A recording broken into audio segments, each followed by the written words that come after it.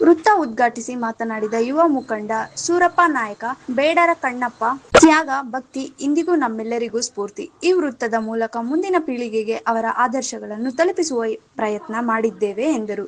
ಭಕ್ತಿ ಮತ್ತು ಸಂಸ್ಕೃತಿಯ ಸಂಕೇತವಾಗಿ ನಿರ್ಮಿಸಲಾದ ಈ ವೃತ್ತ ಸಿರಿವಾರ ನಾಗಡದಿನ್ನಿ ಮಾರ್ಗದಲ್ಲಿ ಸಂಚರಿಸುವ ಜನರಿಗೆ ಹೊಸ ಗುರುತಾಗಿ ಉಪಯೋಗವಾಗುತ್ತದೆ ಎಂದರು. ವಿಶೇಷ ಪೂಜೆ ನೆರವೇರಿಸಿ ಸಿಹಿ ಹಂಚಿ ವೃತ್ತ ಉದ್ಘಾಟಿಸಲಾಯಿತು. ಕಾರ್ಯಕ್ರಮದಲ್ಲಿ ಹನುಮೇಶ ನಾಯಕ, ರಮೇಶ್ ನಾಯಕ, ಅಂಜಿ ನಾಯಕ, ಮಂಜು ನಾಯಕ ಸೇರಿದಂತೆ ಸ್ಥಳೀಯರು, ಮುಖಂಡರು, ಗ್ರಾಮಸ್ಥರು ಭಾಗವಹಿಸಿದ್ದರು.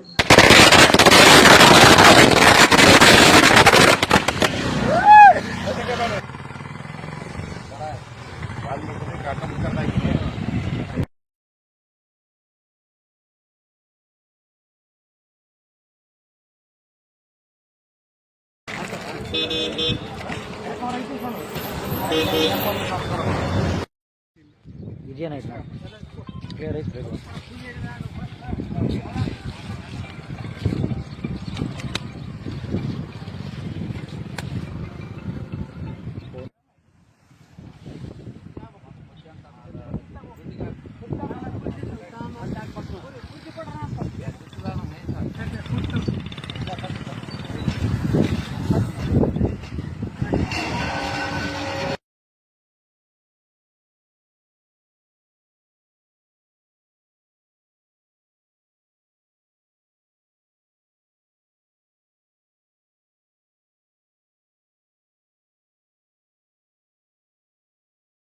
ವರದಿ ಶಫೀಕ್ ಹುಸೇನ್, ಮಾನವಿ.